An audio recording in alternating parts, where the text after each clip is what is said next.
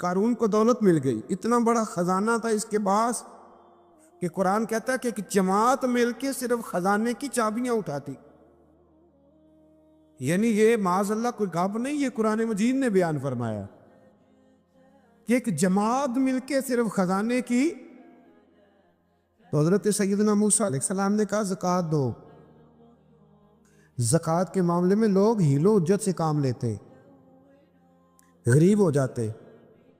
اس کو کہا زکوٰۃ دو تو کہنے لگا آپ کی تو میرے مال پہ نظر ہے.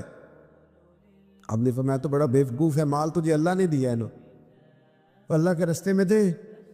یہ کام ذرا مشکل ہے کہ اس کو بار بار کہا تو اس نے نہ بجائے اس کے کہ وہ مال دیتا، اس نے حضرت موسیٰ پہ الزام لگا دیا.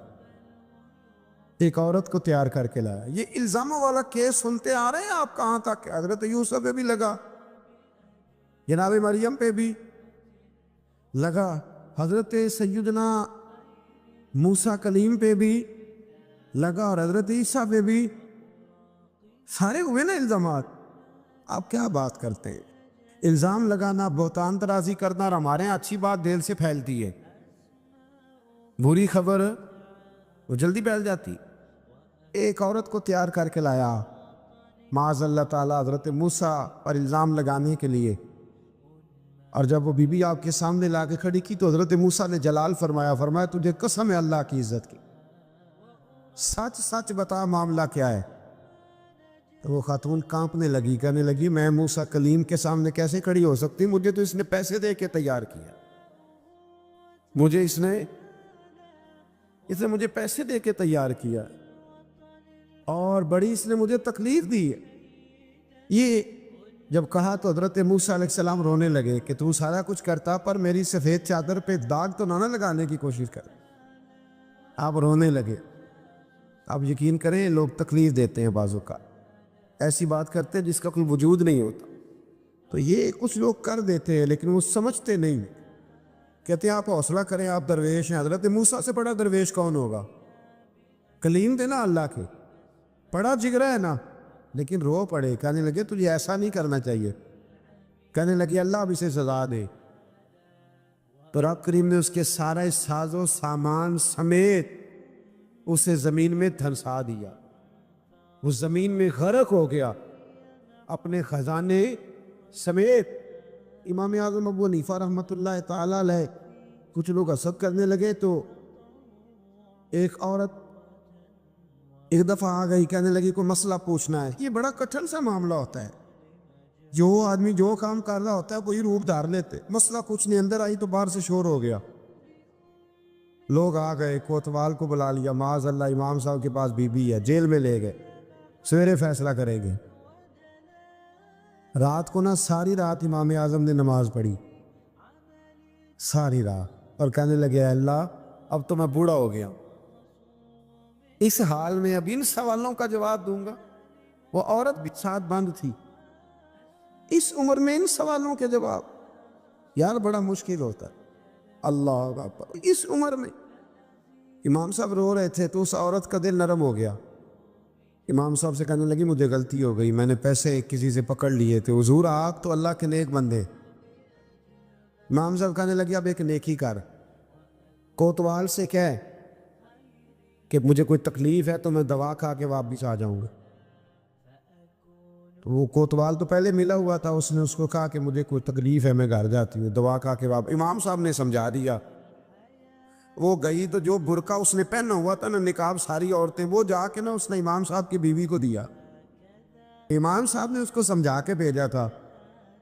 وہ برقع گھر لے گئی اور جا کے زوجہ کو ساری بات سنائی. وہ دوائی کھانے گھر چلی گئی اور زوجہ برقع پہن کے تھانے آ گئی. سویرے قاضی کے سامنے بھیج ہوئے تو کہنے لگا جی آپ اتنے بزرگ ہو کے عالم ہو کے بیوی کے ساتھ اکیلے. فرمایا میری بیوی ہے تو میں نے اکیلے ہی ہونا تھا اس کے ساتھ، اور کس نے ہونا تھا؟ جناب آپ کی بیوی. فرمایا بلاؤ میرے سسر کو، اور بلاؤ محلے کی 10-12 عورتوں کو بھی دیکھ لے. انہوں نے دیکھا تو امام صاحب کی بیوی نکل آئی. وہ جتنے تھے نا الزام لگانے والے وہ اب غور سے دیکھ رہے تھے. تو ایک کہنے لگا امام صاحب سے یہ کیا ہوا؟ فرمایا قرآن ہے وَتُعِزُّ مَن تَشَاءُ وَتُذِلُّ مَن تَشَاءُ. یہ قرآن ہے. ہونا کیا تھا؟ رب نے اپنا وعدہ سچا کر کے دکھایا ہے. تو اس نے بھی الزام لگایا، پھر سزا یہ ملی کہ وہ ہمیشہ کے لیے زمین میں دھنستا۔ دولت کون دیتا ہے؟ اللہ دیتا ہے نا، تو اگر اللہ کہے تھوڑی سی واپس بھی کرو، بندیاں دے خرچے بات جانتے تھے، تھوڑی سی واپس مانگ لے تو ہاتھ تنگ ہو جاتا ہے۔ کہ خاتون نے ایک دفعہ مجھے پیغام دیا تو میں بڑی اس کی بات سن کے مجھے عجیب لگا۔ وہ کہنے لگی کہ دوسری جگہ میری شادی ہوئی ہے، مجھے طلاق ہو گئی تھی، تو مجھے ایک تانا روز سننے کو ملتا ہے، تو اتنی اچھی ہوتی تو وہاں نہ رہ لیتی۔ تو بھئی یہ کوئی تانے والی بات ہے؟ وہ ضروری ہے کہ بیوی غلط ہوتی ہے تو طلاق ہوتی ہے؟ اللہ کے محبوب علیہ السلام کی 2 صاحبزادیوں کو ابو لہب کے 2 بیٹوں نے طلاق بھیج دی تھی، کس کی غلطی تھی؟ تو آپ کیا کہہ سکتے ہیں یہاں کیوں طلاق؟ تو اتنی جلدی بات تھوڑی کر دیں گے آپ، تھوڑی احتیاط فرمائیں بولنے۔ حضرت عبداللہ ابن عباس فرماتے ہیں میرے نبی پاک علیہ السلام نے میری تربیت فرمائی، اور محبوب پاک علیہ السلام نے فرمایا عبداللہ یاد رکھنا، یہ نوجوان دوست میری بات لکھ لیں، پریشان لوگ میری بات لکھ لیں، جن کے پاس قوت فیصلہ نہیں وہ اس بات کو لکھ لیں۔ حضرت عبداللہ ابن عباس فرماتے ہیں میرے نبی پاک علیہ السلام نے مجھ سے فرمایا تھا عبداللہ سن، اگر ساری دنیا مل کے تیرا کوئی نفع کرنا چاہے کر نہیں سکتی جب تک میرے رب کی رضا نہ ہو، اور فرمایا ساری دنیا مل کے تیرا کچھ بگاڑنا چاہے تو عبداللہ بگاڑ نہیں سکتی جب تک رب کریم کی حکمت کا تقاضا نہ ہو۔ لوگوں سے ڈرنا، لوگوں کی طرف دیکھنا، ماحول دیکھ کے اپنے راہ کا تعین کرنا، ہر بندے کے خیالات کے مطابق ڈھلنے کی کوشش کرنا، فلانا نہ ناراض ہو جائے، فلانا نہ ناراض ہو جائے، وہ جس نے ہونا ہو جائے، بس رب رسول ناراض نہ ہو۔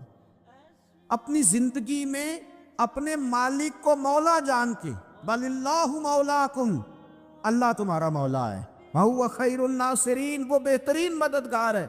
توجہ جب بھی کریں رب کی جانب کریں، اپنے دل کا قبلہ درست رکھیں، سوچوں کے زاویے سیدھے رکھیں۔ میرے بھائی، مالک جب بندوبست کر دے نا، جب مالک بندوبست کر دے، پھر ایسا بندوبست کرتا ہے کہ لوگوں کے پاس نا چارہ نہیں رہتا۔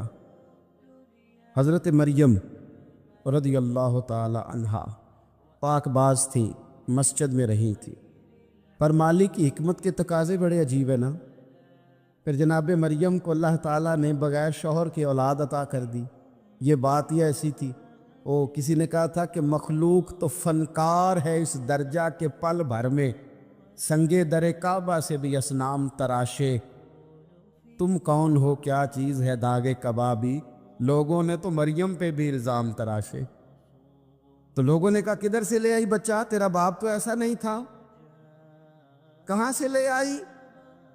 اللہ کرے میں آپ کو سمجھا سکوں، ذرا اپنے آپ کو وہاں کھڑا کریں کہ ایک پاک باز عورت، پاک باپ کی بیٹی، طیب ماں کی بیٹی، اور اللہ کے گھر میں پرورش پانے والی خاتون، ایک وہ وقت اور ایک یہ وقت کہ اس عورت کو کٹہرے میں کھڑا کر کے پوچھا جا رہا ہے کہ معاذ اللہ تیری گود میں بچہ جائز نہیں ہے، کہاں سے لائی ہے؟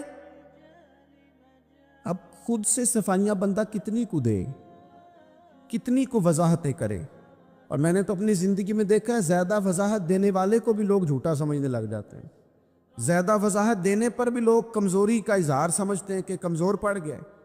آپ صلح کی کوشش کرتے ہیں، سامنے والا بزدل سمجھ لیتا ہے، زیادہ وضاحتیں بھی کمزور کر دیتی ہیں۔ اب حضرت مریم کو کٹہرے میں کھڑا کر کے کہا بچہ کس کا ہے؟ تو پھر خدا بندوبست جب کرے، اللہ جب مددگار ہو، تو پھر حضرت مریم کی گواہی درختوں سے نہیں دلوائی، اس نے پتوں سے نہیں دلوائی، پھر فرشتے نہیں بھیجے۔ حضرت مریم کہنے لگی مجھ سے نہ پوچھو، وہ جو پنگھوڑے میں ہے اسی سے پوچھ لو، ان سے پوچھو نا، وہ کون ہے پوچھ لو، ان سے کر لو سوال۔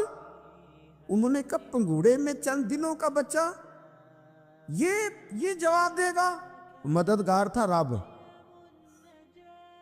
ان کی برات کا اعلان کرنا تھا مالک نے، اور جب مالک اعلان کر دے، جب مالک تیری صفائی دینا چاہے، جب مالک تجھے دنیا کے سامنے نکھارنا چاہے تو پنگوڑے میں لیٹے حضرت عیسیٰ بول کے کہنے لگے انی عبداللہ آتانی الکتاب، فرمایا میں اللہ کا بندہ ہوں، رب نے مجھے کتاب عطا کر کے نبی بنا کے دنیا میں بھیجا ہے، میں اللہ کا بندہ ہوں، کتاب لے کے آیا ہوں، نبی بن کے آیا ہوں۔ پھر پنگوڑے سے اعلان ہو گیا، پھر بچہ بول پڑا، اور یہ ایک دفعہ نہیں بات ہوئی۔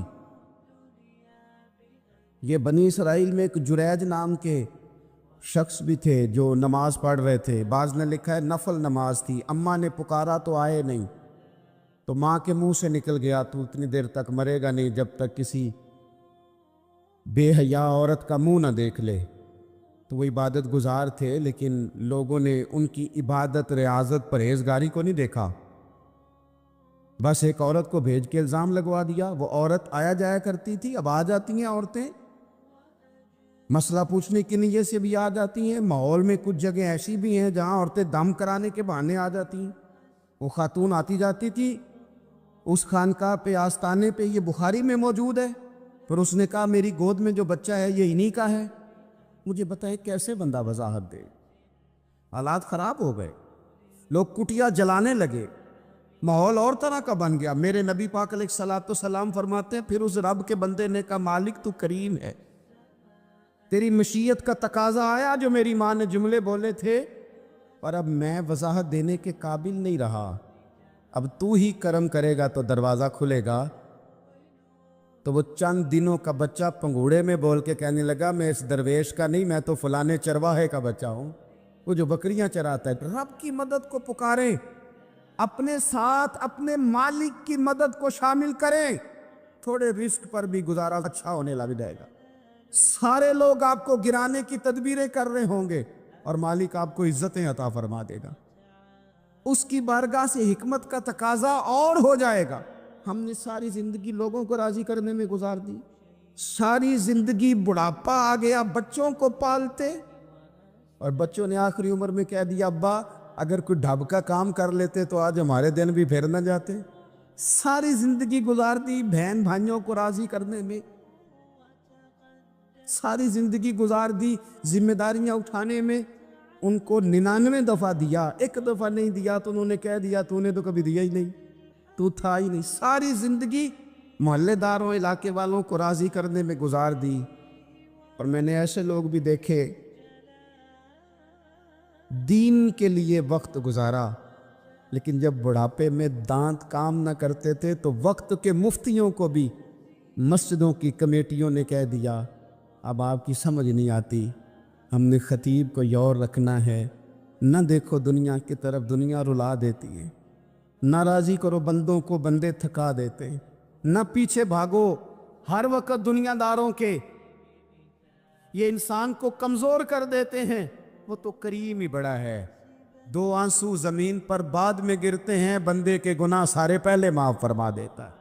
اللہ کی مدد کا حصول، اپنے مالک کی مدد کی طرف بڑھنا، آپ کو بدر کی جنگ بھی یہی درس دے گی، آپ کو احد کا میدان بھی یہی سبق دے گا، فتح مکہ بھی یہی سبق دے گا۔ میرے دوستو جب رب مدد فرمائے، جب اللہ مددگار بنے، دوستوں سے ایک بات اکثر کرتا ہوں، میں کہتا ہوں کہ جتنے درد سے آپ امیر کو اپنی کہانی سناتے ہیں نا، اور جس طرح آپ کے آنسو بات کرنے سے پہلے گر جاتے ہیں کہ غریب ہیں، بچیاں ہیں، کاروبار نہیں، او میرے سنگیو، اس سے آدھے آنسو اپنے رب کی بارگاہ میں بکھیرو، اس کے حضور عرض گزار ہو جاؤ، اس سے طلب کرو۔ ایک وقت انسان پر زندگی میں ایسا آتا ہے کہ اسے یوں محسوس ہوتا ہے کہ میرا سایہ بھی ذرا سا پیچھے ہٹ گیا ہے، اسے یوں لگتا ہے کہ میں کسی سہارے پہ ہاتھ ڈالتا ہوں تو وہ بھاگ جاتا ہے مجھ سے، لیکن مالک کی بارگاہ ایسی عظیم بارگاہ ہے، رب رسول کے آستانے اتنے بڑے ہیں کہ آپ جب وہاں کشکول طلب دراز کرتے ہیں تو جھولی پھیلانے میں دیر لگتی ہے، ان کو بھرنے میں تو کوئی دیر نہیں لگتی۔ ہم نے اپنا سوچ کا قبلہ ہی دنیا کو بنا لیا ہے۔ یہ جو اللہ والوں کی مدد ہے یہ تو ہے نہیں، اللہ ہی کی مدد ہے۔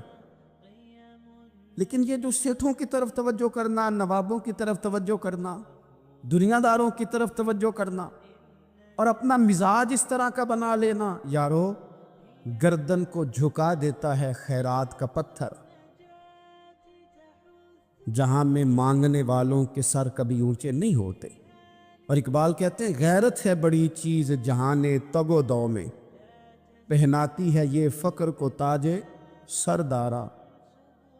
میں عرض کروں گا کہ اپنی آپ جب توجہ کا قبلہ اللہ رسول کو بنائیں گے تو رب فرماتے وَيَرْزُقْهُ مِنْ حَيْثُ لَا يَحْتَسِبُ، میں نہ تجھے وہاں سے رزق دوں گا جہاں سے کبھی تیرا گمان بھی نہیں گیا ہوگا، یہاں سے بھی مل سکتا ہے، تو نے سوچا بھی نہیں ہوگا۔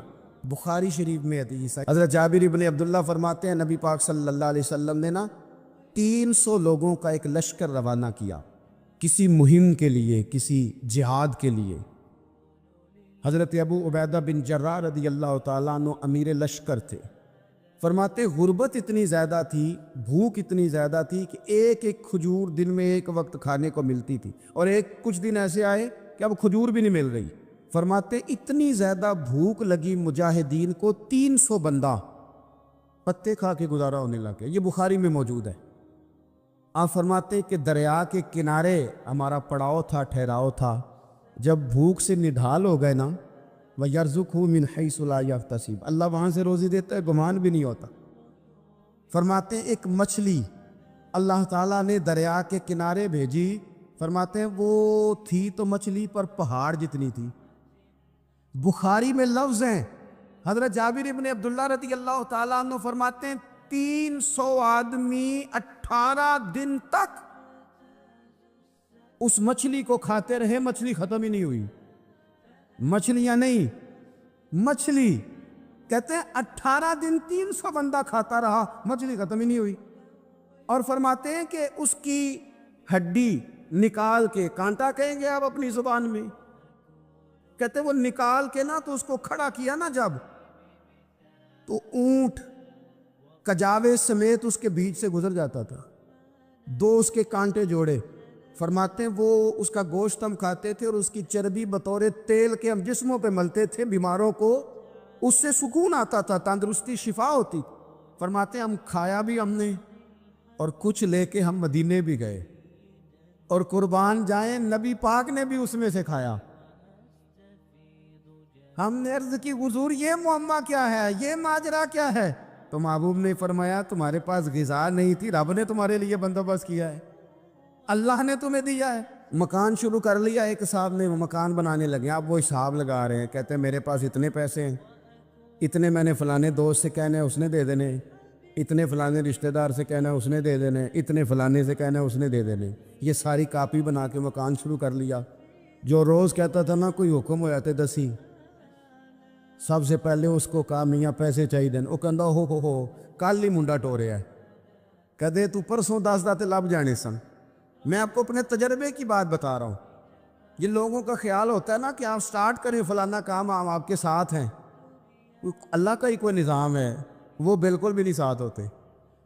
لیکن ایسا نہیں ہے کہ کوئی ساتھ نہیں ہوتا، اللہ تعالیٰ بڑے اسباب پیدا کرتا ہے، وہاں سے دیتا ہے جہاں سے گمان بھی۔ ہمارا یہ ذہن بن جاتا ہے ہم ساری اپنے حساب سے چلتے، اتنے رشتہ داروں سے، اتنے کون آپ کے ساتھ چلے گا، سوال ہی نہیں پیدا ہوتا۔ یہ سارے کام چھوڑ کے سب سے پہلے 2 رکعتیں پڑھو، اپنے رب کی بارگاہ میں، رسول کائنات کی بارگاہ میں گزارشات اور استغاثے پیش کرو، وہاں سے خیر طلب کرو۔ دنیا دار کیا دیں گے، کیا دے سکتے ہیں، کیا حیثیت ہوتی ہے کسی؟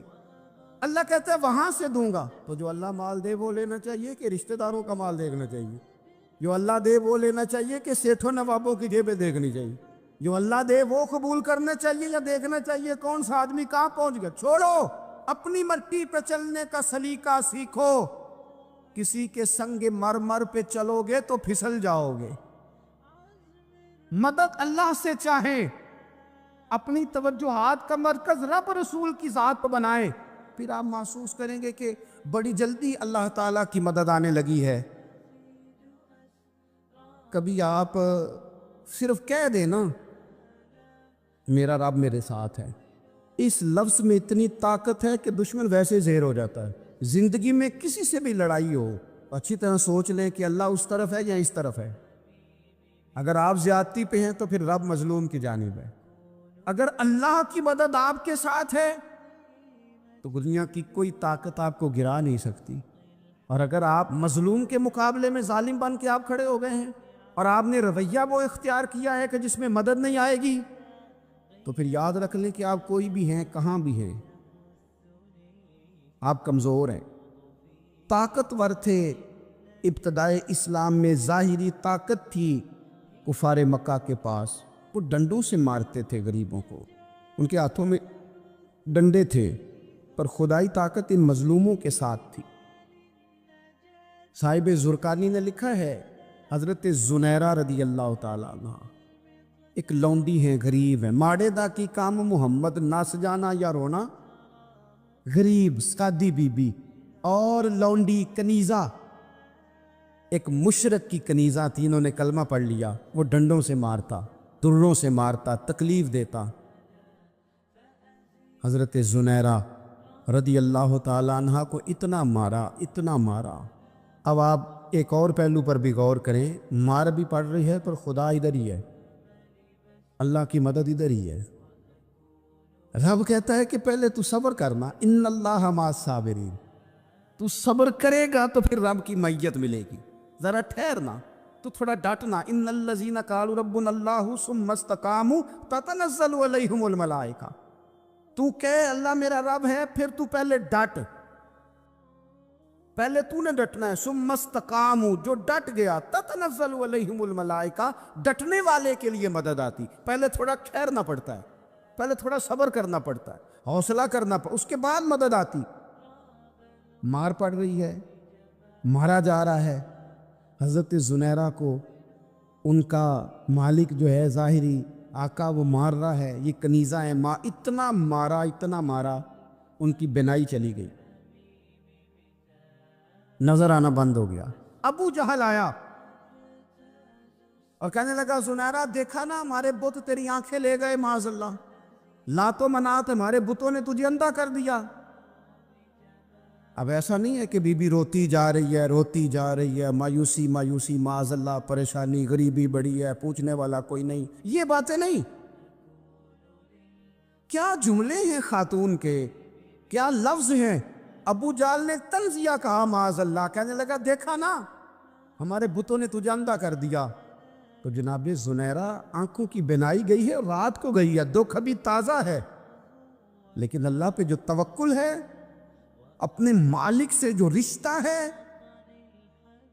وہ اتنا مضبوط ہے، اتنا طاقتور ہے، اس میں اتنی گہرائی ہے کہ حضرت زنیرہ بول کے نا اتنی قوت سے بولی، اتنی طاقت سے بولی کہ پورے کفر پر لرزہ طاری ہو گیا۔ فرمانے لگی تمہارے بتوں کی کیا اوقات ہے کہ میری بینائی لے جائیں، یہ میری رب کی حکمت کا تقاضا ہے۔ جب تک اس نے چاہا زنیرہ دیکھتی رہی، اور جب اس نے چاہا زنیرہ کی آنکھوں کی بینائی چلی گئی، اور اگر وہ چاہے گا نا تو بینائی واپس بھی کر دے گا۔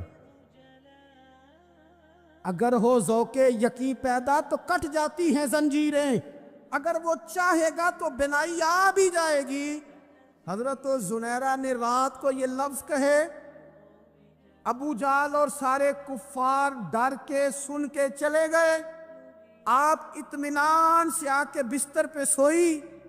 جب سویرے اٹھی تو اللہ نے آنکھوں کی روشنی واپس کر دی تھی، آنکھوں کی۔ اب چھڑی پکڑی ہے، بازاروں میں گھومتی ہے، کہتی ہیں بلاؤ کدھر ہے تمہارے لات و منات، دیکھو میرے رب نے روشنی واپس کر دی، آ کر میرے ساتھ ادھر آ، ستمگر ہنر آزمائیں، تو تیر آزما ہم جگر آزمائیں۔ بیمار لوگوں یاد رکھو، کہہ دیا ڈاکٹر نے کہ تو بڑا بیمار ہے، تو بڑا کمزور ہے، یہ ہو گیا وہ ہو گیا، تو ڈاکٹر اپنے علم کے مطابق بات کر رہا ہے، ہوگا تو وہ جو میرا رب چاہے گا۔ کمزور ہو جانا، پریشان ہو جانا، تکلیف میں آ جانا، پتہ نہیں بات ہو گئی ہے تو جانے کیا ہو جائے گا۔ اپنی زندگی کے اندر اپنے رب سے رشتہ مضبوط کرے، رسول کائنات سے رشتہ مضبوط کرے، اللہ والوں سے رشتہ مضبوط کرے۔ حضرت زنیرہ نے پیغام دیا کہ زندگی میں جو جینا چاہتے ہیں تو وہ رب کا نام لے کے جی سکتے ہیں، جو اپنی زندگی میں خوشیاں دیکھنا چاہتے ہیں تو رسول اللہ کے نام پر خوشیاں دیکھی جا سکتی ہیں. توکل کی بنیاد پر بندہ خوشیاں لے سکتا ہے. اور اگر انسان میں توکل نہیں ہے تو پھر وہ اس کالے جادو سے بھی ڈر رہا ہے, وہ نیلے سے بھی ڈر رہا ہے, وہ پیلے سے بھی ڈر رہا ہے, وہ فلانے سے بھی ڈر رہا ہے, وہ میرے خلاف فلانا رشتہ دار سازش کر رہا ہے تو ڈر رہا ہے, فلانا میرے بارے میں یہ کر رہا ہے تو ڈر رہا ہے, وہ پتہ نہیں دنیا ادھر ہو جائے گی تو کیا ہو جائے گا, اٹھ باندھ کمر کیوں ڈرتا ہے, پھر دیکھ خدا کیا کرتا ہے. تو اس ساری گفتگو کا نچوڑ آپ کو یہ عرض کیا ہے. سب سے پہلے تو یہ کہ میدانوں میں مدد بھی اللہ کی, رزق میں مدد بھی اللہ کی, فصلیں خشک ہوں تو مدد پھر بھی اللہ کرے تو پھر ساری مدد, اور اگر انسان بیمار ہو تو پھر بھی مدد اللہ کی. تو اپنے اللہ کی جانب توجہ کو بڑھائیں, آپ اللہ سے مدد کے سوالی بنیں. ترمذی کی ایک حدیث ہے, میں آپ کو زندگی کا تجربہ بتاتا ہوں کہ جب میں بڑا پریشان ہوتا ہوں تو یہ والی روایت کھول لیتا ہوں, مزہ دیتی ہے. میرے نبی پاک علیہ السلام نے فرمایا اپنے دکھ سیٹھوں نوابوں کو نہ کہنا, مالداروں کا نہ کہنا, ورنہ اللہ تمہیں کبھی غنی نہیں کرے گا. فرمایا اپنے دکھ اپنے رب کی بارگاہ میں عرض کرنا, جلدی کرے یا دیر سے کرے اللہ تمہیں لوگوں سے بے نیاز کر دے گا, اللہ تمہیں غنی کر دے گا. رات کو بیٹھو نا اس کی بارگاہ میں. امام غزالی سے کسی نے پوچھا تھا, امام غزالی سے, کہ حضور اللہ کا بندے سے راضی ہونا کمال ہے یا بندے کا اللہ سے راضی ہونا کمال ہے؟ تو امام غزالی مسکرائے, فرمانے لگے رب تو بڑا ہی مہربان ہے, وہ تو بڑی جلدی راضی ہو جاتا ہے. وہ تو مسجد میں آ کے توبہ کرے تو اللہ راضی, کسی یتیم کے سر پہ ہاتھ پھیرو تو اللہ راضی, وہ تو کسی اندھے کو رستہ دکھایا تو اللہ راضی ہو گیا, وہ تو طوائف نے کتے کو پانی پلایا تو اللہ. امام صاحب فرمانے لگے یہ بندہ ہے جو اللہ سے راضی نہیں ہوتا. جس کے پاس اولاد نہیں وہ کہتا ہے چلو ایک بیٹی مل جائے تو میں راضی ہوں, بیٹی مل گئی تو کہتا اب ایک بیٹا بھی ملے تو پھر راضی ہوں, پھر کہتا ہے یہ دونوں اچھی تعلیم حاصل کر لے تو پھر میں راضی ہوں, پھر کہتا ہے یہ بہت زیادہ پیسے کمائے تو پھر میں راضی ہوں. بہرحال راضی ہوتا, لیکن جو راضی ہو جاتا ہے نا, اللہ اکبر, جو اللہ سے راضی سکھی بڑا رہتا ہے, سکون میں بڑا رہتا ہے, مطمئن بڑا رہتا ہے. جو سمجھ لیتا ہے نا کہ جو میرے رب نے بہتر سمجھا وہ میرے اللہ نے مجھے. میں کبھی کبھی سوچتا ہوں کہ یار حضرت بلال حبشی نے کوئی عہدہ نہیں مانگا ساری زندگی, انہوں نے نہیں کہا مجھے بھی ایک صوبے کا گورنر بناؤ میری بھی خدمات ہے, مجھے بھی وزیر خزانہ بناؤ میرا بھی کچھ بنتا ہے. ایک دفعہ نہیں کہا سیدنا بلال حبشی رضی اللہ تعالیٰ عنہ نے کہ میری بھی کوئی ڈیوٹی ایسی ہونی چاہیے کہ مجھے چلو سپہ سالار ہی بنا دیا جائے. ساری زندگی مسجد میں جھاڑو دیا تو اسی پہ راضی رہے, ساری زندگی محبوب کے مہمانوں کا لنگر پکایا تو اسی پہ راضی رہے, ساری زندگی میرے محبوب علیہ السلام کے بچوں کی نوکری کی تو اسی پہ راضی رہے, راضی بالرضا رہے. حضرت سیدنا موسیٰ علیہ السلام نے عرض کی کوہ طور پہ جا کے, مولا میری قوم پوچھتی ہے کہ کوئی ایسا کام بتا جو ہم کریں تو ہم سے راضی ہو جائے. حضرت موسیٰ کی قوم کا خیال تھا کہ تہجد کا حکم آئے گا تو پڑھیں گے, صدقات کا حکم آئے گا تو دیں گے, جہاد کی بات ہوگی تو کریں گے. کچھ جو نیک لوگ تھے ان میں سے انہوں نے یہ پیغام دیا کہ مالک ہمیں بتائے کہ وہ کس کام پہ راضی ہوتا ہے, ہم وہ کام کریں تاکہ اللہ ہم سے راضی ہو جائے. حضرت موسیٰ کلیم کہتے میں نے عرض کی مولا میری قوم پوچھتی ہے کہ کون سا ایسا کام کریں کہ تو راضی ہو جائے.